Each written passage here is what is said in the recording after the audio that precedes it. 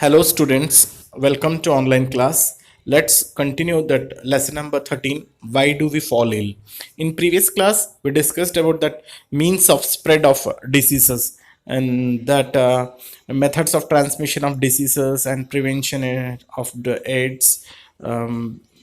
These are the some of the topics we discussed today. We discussed about that organs specific and tissue specific manifestation. In that we see that points that principles of treatment, and the second point we see that to cure diseases specific medicines are used to kill that microbes, and some taking medicines. Okay, organ specific and tissue specific manifestations.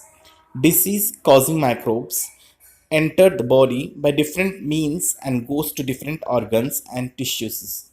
The sign and symptoms of a disease will depend on the tissue, organ which the microbes target. मतलब कोई भी diseases होता है तो वो microbes क्या है, एक टारगेट बनाता है कि कौन सा ऑर्गन को डैमेज करना है या कौन से टिश्यू को डैमेज करता है। फिर तो ये जो जो टारगेट बनाता है, जो टिश्यूज रहने तो या ऑर्गन्स को, ये साइन दिख रहा है उस टिश्यू को डैमेज कर रहा है या उस ऑर्गन को, या उसका सिम्टम्स दिख रहा है, तो हम पता कर सकते हैं कि ये कौन से टाइप ऑफ डिसीजेस है और उसको हम क्लियरली ट्रीटमेंट दे सकते हैं। फिर जैसे कि फर्स्ट पॉइंट देखेंगे हम, टारगेट क्या बनाता है, किस तरह से जाएंगे तो वो कौन सा ऑर्गन पे किस तरह टारगेट बनाता है बोल की। फर्स्ट पॉइंट है microbes which enter through the nose are likely to go to the lungs, that is bacteria which causes tuberculosis of lungs. देखो कोई माइक्रोब से नोज से एंट्री होता है तो वो जनरली किसको इफेक्ट करेगा, कौन सा ऑर्गन को, दैट इज लंग्स को इफेक्ट करेगा। से एग्जाम्पल बता रहा है बैक्टीरिया, जो मैंने ऑलरेडी बताया था कि कुछ बैक्टीरिया से ट्यूबरकुलोसिस फैलता है, जो वो ट्यूबरकुलोसिस जो बैक्टीरिया से एंट्री होके लंग्स को डैमेज करता है धीरे धीरे। फिर ओके, जो रेस्पिरेशन करने के लिए प्रॉब्लम होता है। फिर सेकेंड है microbes which enter through the mouth are likely to stay in the gut. There's bacteria which causes typhoid or liver, bacteria which causes jaundice. यानी जो माइक्रोब से माउथ से एंट्री होता है, सो मुंह से एंट्री होता है तो वो गट तक हमारा डैमेज करता है। गट का मतलब है जो हमारे डाइजेस्टिव सिस्टम होता है, जो माउथ से लेके जो लास्ट एंड पार्ट तक तो होता है, उसके अंदर इन्वॉल्व होता है। जैसे फूड पाइप भी आ जाता है, स्टोमक भी आ सकता है, लिवर आ सकता है, पैंक्रियास हो सकता है, या स्मॉल इंटेस्टाइन आ सकता है, या लार्ज इंटेस्टाइन आ सकता है। इस तरह से वो उस आर्गन को कहीं ना कहीं कोई आर्गन को इफेक्ट करेगा। फिर सो वो माउथ से अगर माइक्रोब्स एंट्री होगा, तो जैसे टाइफाइड है, वो टाइफाइड बैक्टीरिया से फैलता है, वो जाके क्या करता है, स्मॉल इंटेस्टाइन को इफेक्ट करता है। फिर और जॉन्डिस भी इतने होता है बैक्टीरिया से ही, और वो कौन सा ऑर्गन को डैमेज करेगा, ये लीवर को जाके डैमेज करेगा। फिर okay, so next third point देखेंगे, viruses which causes AIDS enter the body through sexual organs during sexual contact and spread through the lymph to all the parts of the body and damages the immune system. So viruses है ना, जो ads होता है जो body में, वो sexual contact के through जाता है, यानी सेक्स ऑर्गन्स के थ्रू जाता है।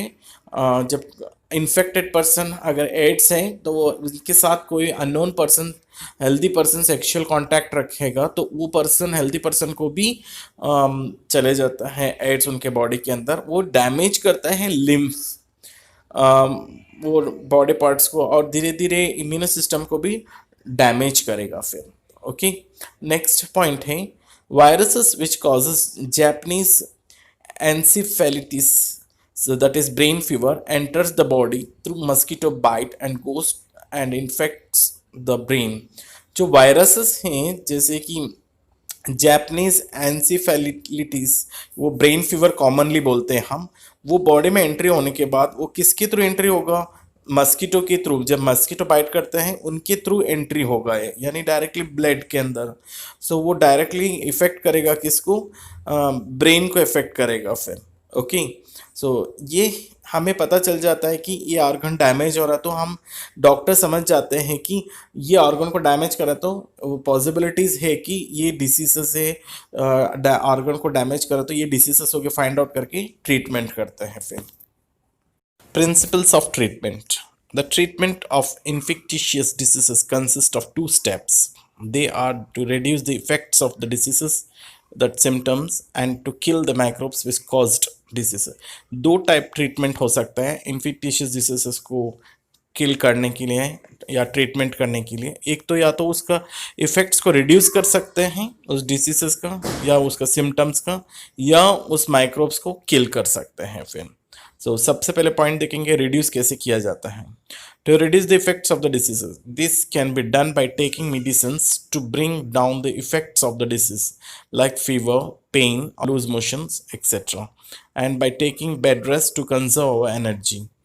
देखो, हम ये रिड्यूस कैसे कर सकते हैं इफेक्ट्स, डिसीजेस के इफेक्ट्स को। मेडिसिन्स लेके, मेडिसिन्स लेने से क्या होता है और इफेक्ट्स होता है डिसीजेस का वो कम हो जाएगा। जैसे कि फीवर होता है, बुखार होता है तो मेडिसिन ले ले तो ठीक, वो इफेक्ट्स कम कर देता है। पेन होता है तो इफेक्ट्स कम हो जाता है। लूज मोशन होता है वो कम हो जाता है इस तरह से फिर।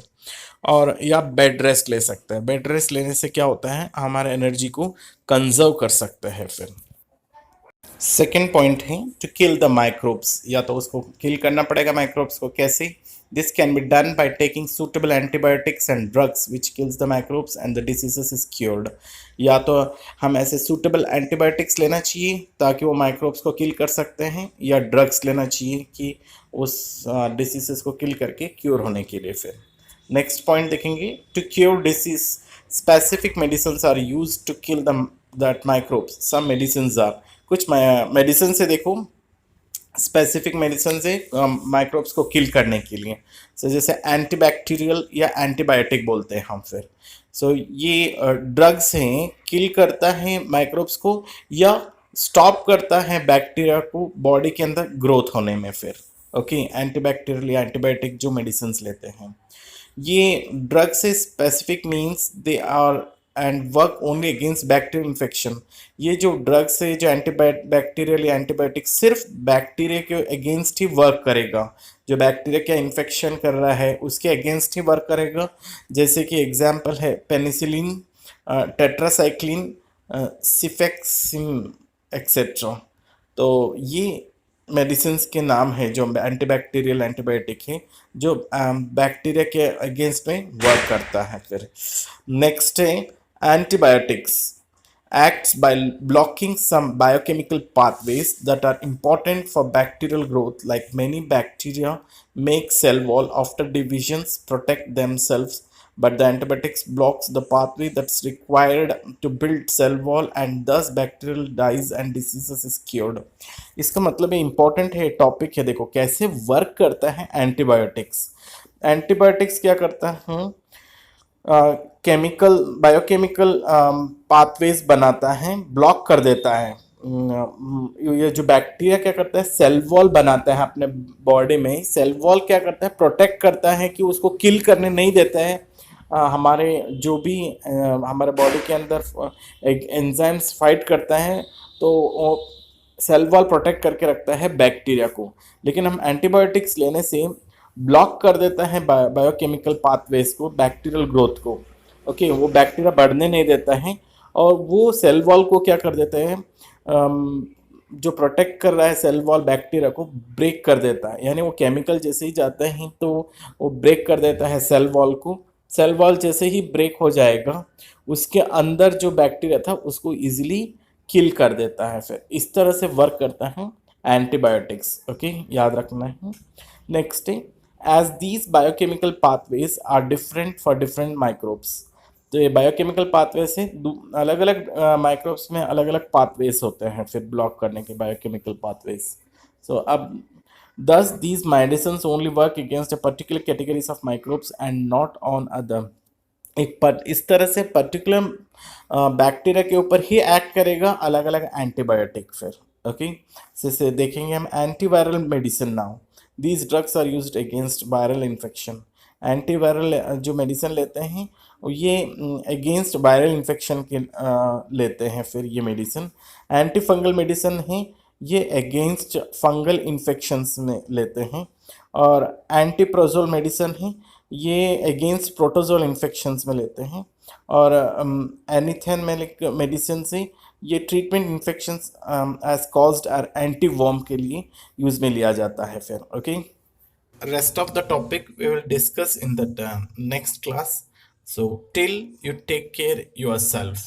Okay, bye.